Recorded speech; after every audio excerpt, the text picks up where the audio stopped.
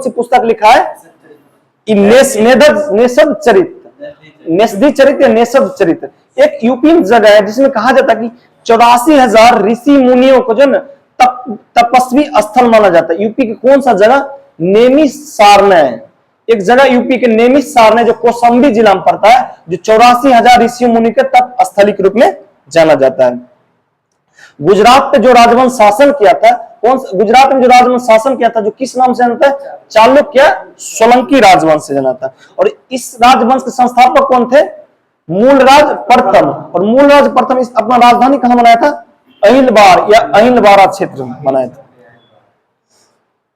और चालुक्य वंश के कौन सा राजा के समय जो तुर्क आक्रांत था, मोहम्मद गजनवी ने सोमनाथ मंदिर पर आक्रमण किया था? भीम फर्स्ट के समय तुर्क आक्रांता मोहम्मद गजनवी ने गुजरात के सोमनाथ टेम्पल पे आक्रमण कराया था। और सोमनाथ किस भगवान को समर्पित है? शिव को। आधुनिक समय में सोमनाथ मंदिर को जीर्णोद्धार किसने करवाया था? सरदार वल्लभ भाई पटेल करवाया था। लेकिन इसका जो किसके हाथों उद्घाटन हुआ था? तो डॉक्टर राजेंद्र प्रसाद जो भारत के प्रथम राष्ट्रपति थे। और भीम प्रथम के एक जो मंत्री थे बिमल, जो दिलवारा के जैन मंदिर का निर्माण कहां करवाया था? माउंट आबू। जो माउंट आबू कहां है? राजस्थान में। बिल्कुल से माउंट आबू राजस्थान में। और एक मोढेरा सूर्य मंदिर का निर्माण किस राजवंश के द्वारा कराया गया था? सोलंकी राजवंश या चालुक्य राजवंश। और देखिए, एक था भीम फर्स्ट समय कौन सा आक्रमण किया था? मोहम्मद गजनवी। उसके बाद आया था भीम द्वितीय। भीम द्वितीय के समय गुजरात पे कौन सा या किस ब्रिटिश नहीं कर सकते, तुर्क आक्रांताओं के द्वारा जो भारत पे आक्रमण किया गया था? मोहम्मद गौरी। और मोहम्मद गौरी किस राजवंश से थे?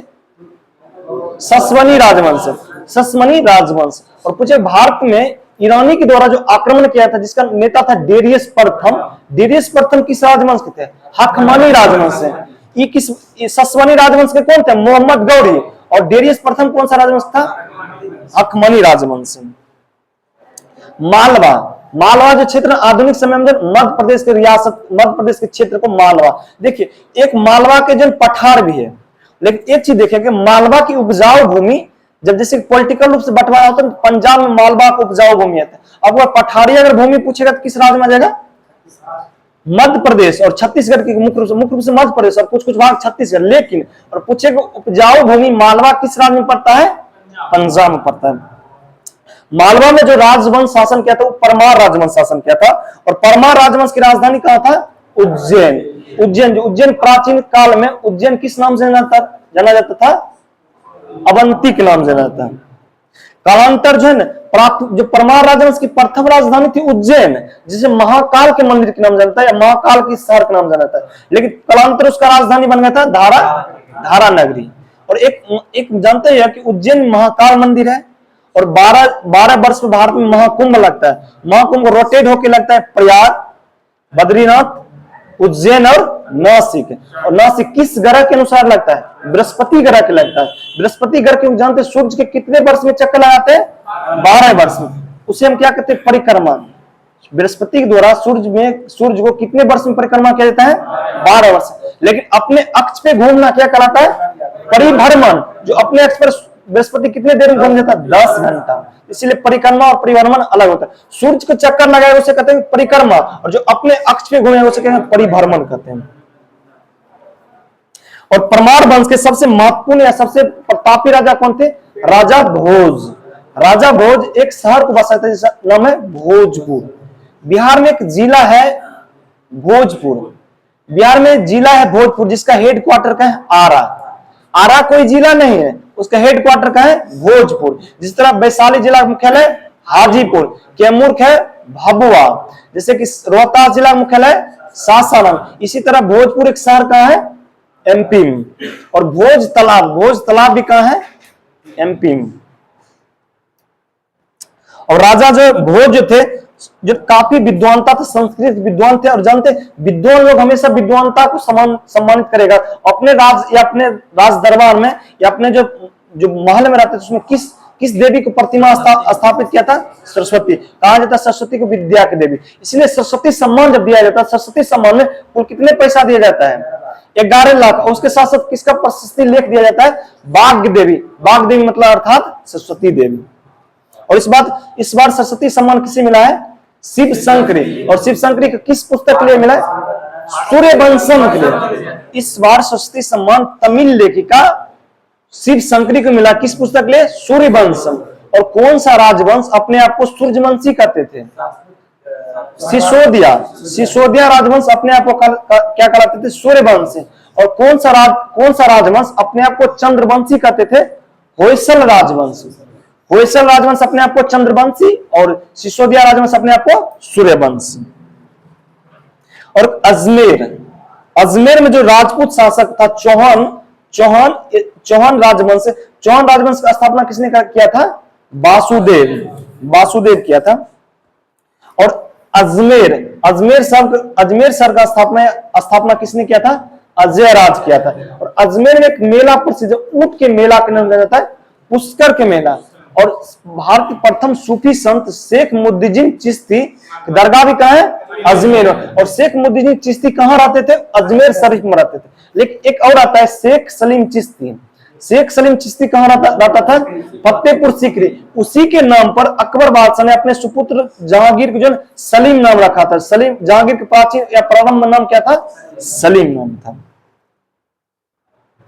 और पृथ्वीराज चौहान को पृथ्वीराज तृतीया के नाम से जाता और राय पिथौरा के नाम से जाना जाता है। शब्द वेदी बांध चलाते थे कौन? पृथ्वीराज चौहान।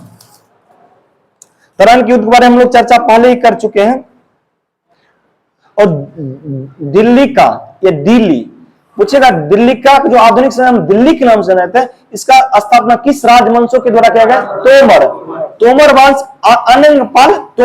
अनंगपाल तोमर। आजकल अभी जो क्वेश्चन चर्चा में बना है, करंट अफेयर्स क्वेश्चन है कि अनंगपाल तोमर समेत तोमर तालाब कहाँ है? दिल्ली में। बिल्कुल से दिल्ली में जो तालाब है ना, वो अस्थायी रूप से धरोहर के रूप में शामिल किया गया है। और तोमर राजवंश के एक शासक था जिसका नाम था पूरनमल। देवघर में शिव मंदिर का निर्माण किसने कराया था? पूरनमल तोमर किया था।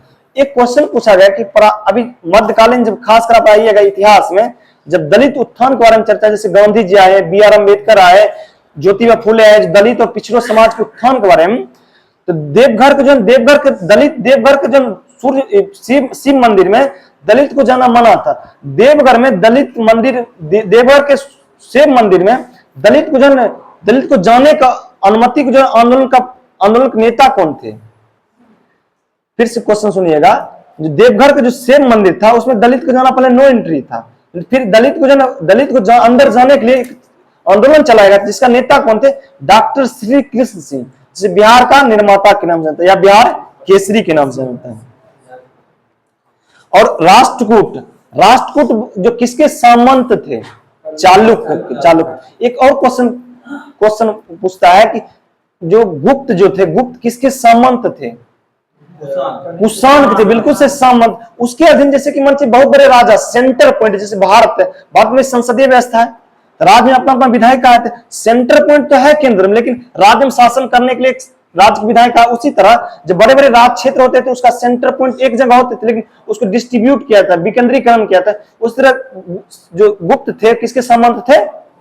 कुषाण के। उसी तरह जो राष्ट्रकूट किसके सामंत थे? चालुक्य के थे। राष्ट्रकूट वंश के संस्थापक कौन थे? दंती दुर्ग थे। बिल्कुल से। राष्ट्रकूट वंश ने अपनी राजधानी कहां बनाया था? मनखेत। जो मनखेत अभी आधुनिक समय में कहां पड़ता है? गुलबर्गा कर्नाटक। एक गुलबर्गा है जो कर्नाटक, गुलमर्ग जम्मू कश्मीर। और जितना भी गुलमर्ग, सोनमर्ग है, दून, द्वार सब रखा है, किसके नाम पर रखा गया? घास के नाम पर। जो हिमालय क्षेत्र में पाए जाने वाले छोटे छोटे घास है, उसे घास के नाम पर रखा गया। क्या? द्वार, दून रखा जाता है, मर्ग रखा जाता है। और एलोरा के कैलाश मंदिर के निर्माण राष्ट्रकूट शासक किसने कराया था? कृष्ण प्रथम, जो सर्वाधिक चर्चित पुस्तक है। और त्रिपक्षीय युद्ध में जो प्रथम त्रिपक्षीय युद्ध चर्चा किए थे, पाल, प्रतिहार और राष्ट्रकूट। राष्ट्रकूट वंश के कौन सा शासक ने भाग लिया था? ध्रुव लिया था। बिल्कुल से ध्रुव लिया था। और एक अमोघ वर्ष कौन सा पुस्तक लिखा था? कविराज मार्ग। अमोघ वर्ष जो जैन धर्म के मानने वाले थे, पूछेगा अमोघ वर्ष किस धर्म के मानने वाले थे? जैन धर्म। और कौन सा पुस्तक लिखे थे? कविराज मार्ग। और किस भाषा में? कन्नड़। क्योंकि इसका इतिहास किस राज्य के इर्द गिर्द घूम रहा है? कर्नाटक है। तो कर्नाटक में अभी भी कौन सा भाषा बोला जाता है? कन्नड़। कन्नड़ शास्त्रीय भाषा है या नहीं है? अभी भी आपको बोले थे 4 भाषा है, तमिल, तेलुगु, मलयालम, कन्नड़, ओडिया और संस्कृत। इस तरह क्लासिकल डांस भी कितने हैं? 8। तमिलनाडु के भारतनाट्यम और केरल के 2 है, मोहिनीअट्टम और कथकली। और एक है आंध्र प्रदेश के कुचिपुड़ी और एक है उड़ीसा उड़िया। उत्तर भारत के क्या कहते हैं? कथक। और असम के सतरिया और मणिपुर के मणिपुरी। टोटल शास्त्रीय डांस की संख्या 8। और उसके अलावा जो भी है उसे कहते हैं फोल्क डांस या लोक नृत्य कहते हैं। और एक अल मसूदी सबसे पहले बारे में भारत के मौसम के बारे में जानकारी किस यात्री ने दिया था? अल मसूदी। और अल मसूदी किस राष्ट्रकूट शासक के समय पहुंचा था? इंद्र तृतीय के समय पहुंचा था। एक है तलोक्कम की लड़ाई, बहुत चर्चित युद्ध है तलोक्कम की लड़ाई, जिसमें किस किस राजवंश के बीच हुआ था? राष्ट्रकूट और चोल के बीच तलोक्कम की लड़ाई होती है, जिसमें किसका हार हुआ था? चोल को हार हुआ था। और राष्ट्रकूट राजा कर्क तेलबुतिया इसे बोलते हैं। उत्तरवर्ती चालुक्य। एक है विक्रमादेव चरित्र पुस्तक के लेखक बिल्हन 6 रहते थे। और एक मिताक्षरा पुस्तक के लेखक विज्ञानेश्वर। मिताक्षरा किस प्रकार की कानून व्यवस्था पुस्तक है? हिंदू कानून व्यवस्था। जैसे आप पढ़ते हैं मनुस्मृति के बारे में, हिंदू के लोग जो आधुनिक हिंदू जो लॉ व्यवस्था था जो किससे आया था? मनुस्मृति। जो आधुनिक भारत या भारत प्रथम जो माना जाता है व्यक्ति, उसे मनुक ही माना जाता है। हम लोग किसके संतान है? मनुक संतान। आधुनिक भारत के मनुक किसे कहा जाता है? B.R. अम्बेडकर। और एक क्वेश्चन पूछा जाता है कि B.R. अम्बेडकर ने किस हिंदू धर्म ग्रंथ को जलाया था? मनुस्मृति को जलाया था। और कन्नड़ साहित्य के त्रिरत्न कौन थे? पंप, पोन और रत्न। पंप, पोन और रत्न या रन। पंप, पोन और रत्न या रन थे कन्नड़ साहित्य के त्रिरत्न थे। जैसे त्रिरत्न, बौद्ध धर्म के त्रिरत्न क्या है? बौद्ध धम्म संघ। जैन धर्म के त्रिरत्न क्या है? सम्यक ज्ञान, सम्यक आचरण और सम्यक दर्शन। आप जानते हैं चोल राजवंश, अब एक इससे पहले भी चर्चा की थी, चोल जो दक्षिण भारत में 2 बार जो शासन किया था। एक संगम काल में एक आधुनिक चोल राजवंश के चित्र या चोल राजवंश के चिन्ह क्या था? धनुष था। चोल राजवंश क्या था? धनुष था। और चोल किसके संबंध थे? पल्लव के। पूछेगा किस राजवंश के द्वारा जो समाप्ति के बाद जो चोल राजवंश की उत्पत्ति हुआ था? पल्लव की समाप्ति